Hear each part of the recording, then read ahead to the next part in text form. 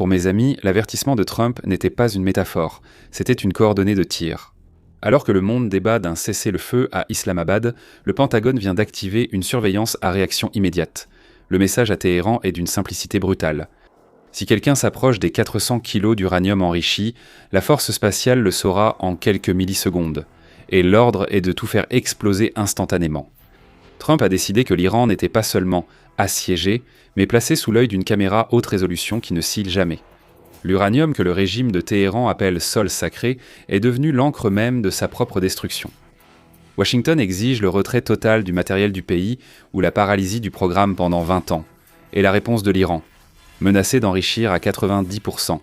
Le niveau de qualité militaire pour une bombe atomique, mais il y a une erreur de calcul dans cette bravade. Trump a affirmé que 70 des cibles stratégiques de l'Iran ont déjà été éliminées. Il lui suffit de 2 semaines de plus pour terminer le travail. Le diagnostic est celui d'une terre brûlée.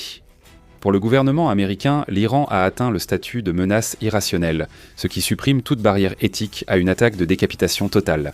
Si Téhéran tente de franchir la barre des 90%, il n'y aura pas de table de négociation. Seulement le rugissement de l'armée de l'air qui achèvera ce qui a commencé en 2025.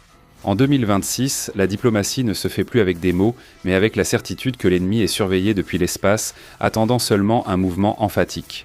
Faux pour être effacé de l'histoire.